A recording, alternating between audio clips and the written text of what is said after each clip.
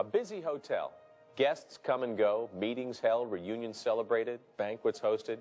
Whether guests are here on business or pleasure for one night or a week, we all work hard to see that their stay is all they expect. Comfortable rooms, clean surroundings, wonderful meals, and knowing they are safe and secure in our care. So much of their experience is influenced by the work of our housekeeping staff. Throughout this tape, we're going to show you several situations where following the proper safety procedures will help make our hotels a safe environment for everyone, our guests and visitors, our housekeeping staff, and all hotel employees. These procedures will help keep us safe from danger and safe from injury. We've got a lot to cover, so let's get started with one of the most important areas for using proper procedures, security. Watch as one of our housekeepers start their shift, and we'll identify a number of safety issues involved. Of utmost importance is the master room key. It is to be guarded at all times. An unauthorized person with the master key poses a serious threat of assault and theft. It compromises security everywhere and should be dealt with seriously. Report any lost keys immediately. Remember to never leave the master room key on the cart. Instead, make sure it is clipped to your uniform. Every now and then, you may encounter someone loitering in the hallway. To ignore them only allows them to continue doing so and possibly harassing or endangering other guests and staff. They may be waiting for an opportunity to steal guest or hotel property or even assault a guest or staff member. You can help prevent these crimes. Take a look up and down the halls during your shift and notice anyone loitering for any reason. If they do not have an apparent reason for being there, go up to that person, look them directly in the eye and say, "May I help you?" This lets the person know that you are aware of their presence. It also gives you a good look at their face in case a description is needed later. If the person is looking for a guest, send them to the lobby to use a house phone. This is a non-confrontational way to approach a person and take charge of the situation. Or sometime you may encounter someone asking if you could let them into their room since they left their key inside. Now that may seem harmless enough and you may feel inclined to help them out. By doing this, the consequences could be grave. That person could steal a number of valuable items from a guest in a short amount of time. Worse yet, it could encourage an attack if confronted by the true room occupant. Instead, when approached, politely explain that they will have to return to the front desk to obtain another key for their own safety. Maintain a polite but definite tone. Under no circumstances should you comply with their request. As you prepare to enter a guest room, again, be aware of any other people in the hallway. If the door remains open, it could allow access to the personal effects and belongings of our guest.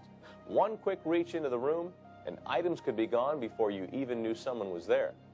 More seriously, it could also allow a person to enter, close the door behind them, and possibly attack the staff member servicing the room.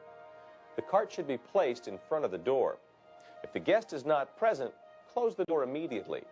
If the guest is present in the room, the door should remain open. We don't want a staff member closed in the room with a guest. In the course of cleaning, there's a chance you might come upon some dangerous items that the guest has left behind. Two very serious items you may find are firearms or drugs. Some of these items may be left behind by mistake. Some are left intentionally. Either way, never, ever, ever touch such items. If you handle any firearm, it may accidentally discharge, or your fingerprints may hinder any investigation if the gun was used in a crime. Never pick up any drug paraphernalia. Do not risk getting pricked by a used syringe. And again, it could hinder any investigation if the items are disturbed. The correct procedures to follow if you encounter these situations is to immediately call your supervisor and explain the situation. Your supervisor will take the necessary steps to ensure everyone's safety and protection. Another situation along the same lines is running across items left behind by a guest, such as clothing or personal belongings.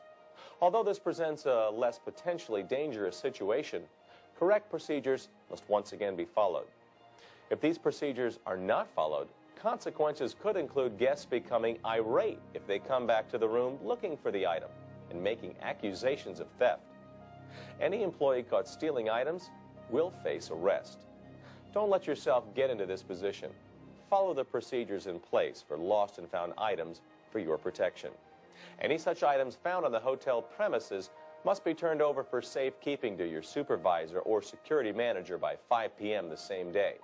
Each item should be recorded in the lost and found log with a description of the item found, location it was discovered, date it was discovered, and who found the item. Let's look at another area concerning your safety.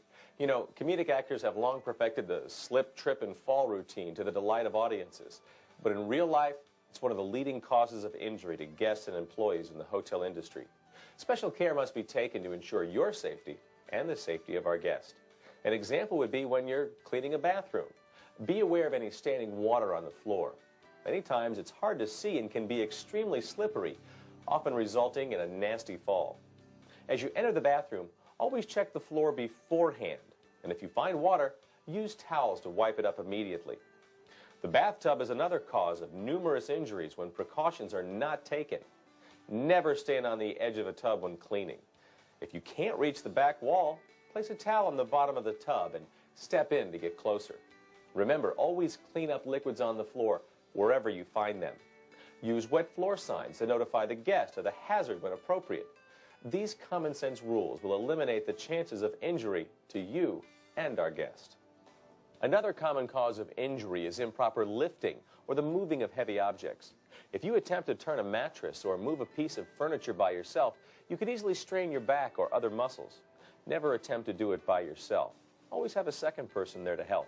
Use teamwork and the proper technique in lifting by bending your knees, keeping your back straight, and letting your legs carry the weight, not your back.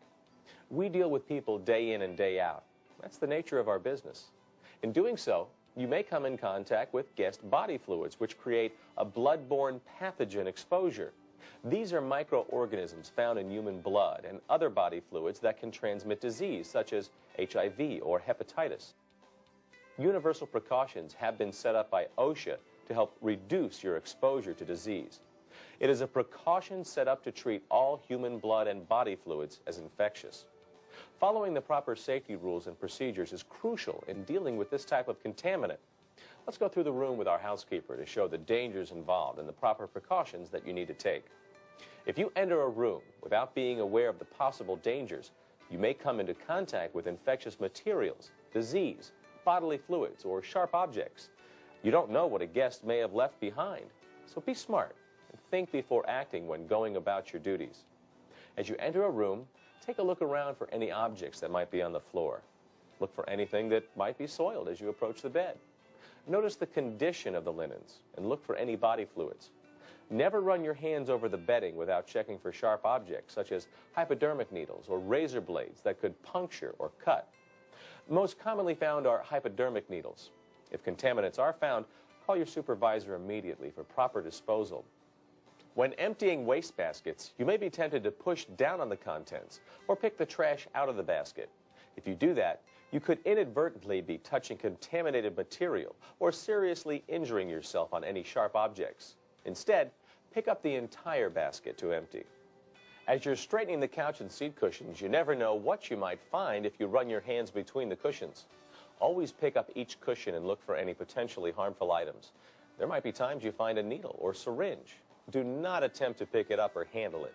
Again, call your supervisor immediately, who will then dispose of it accordingly. When cleaning the room and gathering up linens and towels, you must watch for razor blades, needles, and other sharp objects. Pick up towels by the edges and inspect them before handling. Never reach into a pile of linens and towels without carefully inspecting them for contaminants or sharp objects. Protective gear in the form of gloves, face, and eye protection is available to you to reduce your exposure. Remember, treat all human blood and body fluids as infectious. It's always better to err on the side of caution. Now let's talk about a different kind of danger. This danger involves the building itself. Prior to the 1980s, asbestos was commonly used in commercial building products such as vinyl floor tiles, wall and ceiling insulation, sprayed-on or troweled ceiling and textured ceilings, as well as wall acoustical or decorative treatments. Many of our hotels were built prior to 1981 and therefore may contain asbestos-containing materials. If undamaged, these materials are not hazardous, and OSHA does not require their removal. Talk to your supervisor to make sure they're aware of all areas containing asbestos in your building. These materials only become hazardous when they are damaged or deteriorated and the fibers become airborne. If these fibers become embedded into a person's lung, they cannot be removed. They affect the lung's ability to pass oxygen into the bloodstream, causing shortness of breath, and eventually it could cause a variety of cancers. Be sure to report any asbestos-containing areas of the building that show evidence of deterioration to your supervisor immediately. Special care must be taken to not disturb these materials when cleaning such areas. Remember to never sweep old ceilings. Make sure drapes do not rub ceilings. Do not buff old tile floor if it has an inadequate finish. Do not disturb asbestos material when changing light bulbs. And never drill holes, hammer nails, or hang pictures from walls containing asbestos. These steps will continue to help keep our buildings safe from asbestos exposure. There are still a few more areas we need to cover in our safety review, and this is one of those areas. The storage area, holding the various chemicals you work with in performing your duties. All chemicals used must be inventoried and have a materials safety data sheet containing vital information on its use. All chemicals no longer used should be disposed of. Employees must be properly trained before using any chemical. If you're unsure on the proper use of a chemical, please ask your supervisor for clarification or read the material safety data sheet. A very important safety reminder is to never, ever mix chemicals together. Like a mad scientist in a lab mixing up potions, you never know what you're going to get. The combination of certain chemicals can be lethal, so keep yourself and those around you safe and keep your need to experiment out of the workplace. To be safe, check each container that you use to make sure they are clearly labeled with the name of the chemical, all appropriate hazard warnings, proper use and instructions, any personal protection equipment needed, and all first aid procedures. You can dispose of any unlabeled bottles on your cart. This prevents any danger in misusing a chemical and also helps in the proper cleaning of our property. We're getting down to the end here, but there are two more items to go over. The first is the use of a do not disturb sign. And most of the time these are used for privacy and removed by our guest when they leave for the day. The room can then be cleaned by the time our guest returns. But what about the sign that never leaves the door handle? There have been instances where the guest has needed medical help and is unable to call or open the door. In some extremely rare cases, death may have occurred. To possibly prevent these types of situations from happening, proper procedures dictate that if the do not disturb sign is still on the handle late in the day, you or your supervisor, depending on your hotel's policy, should call that room. You need to ask if the guest is in need of anything. Could you bring them some fresh towels or maybe some blankets? If the guest answers and does not need assistance, just thank them and hang up. If there is no answer, let your supervisor know immediately. It could be nothing more than a forgotten sign still left on the door. But again, it could be something much more serious. Return to the room with your supervisor to make an assessment. Your supervisor will then follow the proper procedures to deal with each specific situation. Remember, our policy in attempting to contact a guest once a day under these circumstances could have life-saving implications.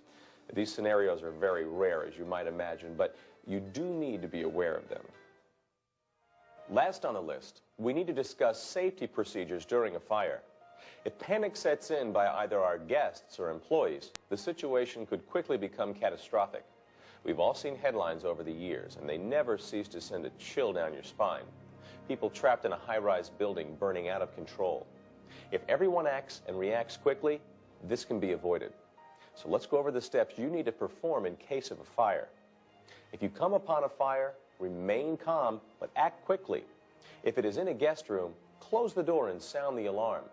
Call the front desk to report the fire, so they in turn will call 911. Clear any obstacles, including your cart, from the hallway and start knocking on all doors to inform the guests to exit immediately. Assist with their evacuation when possible by pointing out the exits. As always, the best way to combat a fire is to prevent one from starting in the first place. Dispose of ashtray contents after carefully determining they're not lit. You may want to flush used smoking materials in the toilet. In the laundry area, always clean the lint traps on the dryers. To avoid aiding the spread of fire, always close the laundry chute when it's not in use. Fire can travel quickly through a hotel through this chute. Some guests may also mistake the open chute as an ashtray or waste can and mistakenly throw lit cigarettes into them. Another serious danger with an open chute is that curious children could be drawn to the opening, or anyone thinking it is a harmless slide, if you will, and don't realize it might lead several stories down onto a cement landing. It is everyone's responsibility to eliminate this danger, so always close the laundry chute when not in use. Well, I think that's it. We've covered many different safety issues, given you many do's and don'ts to follow, from suspicious persons in the hall to proper lifting techniques and steps to take in a fire. All of this information is designed to keep you safe, not only from possible injury, but danger as well. Most of this information is common sense, but it bears repeating. We cannot become lax in performing our duties. The consequences can be too high. If you have any questions or suggestions, please talk to your supervisor. Your input is vital to our operations. Remember that it is everyone's responsibility to contribute to the safety of our guests and fellow employees. As we go about conducting our business every day, our guests truly benefit from your thoroughness and dedication to your work. Thanks for watching.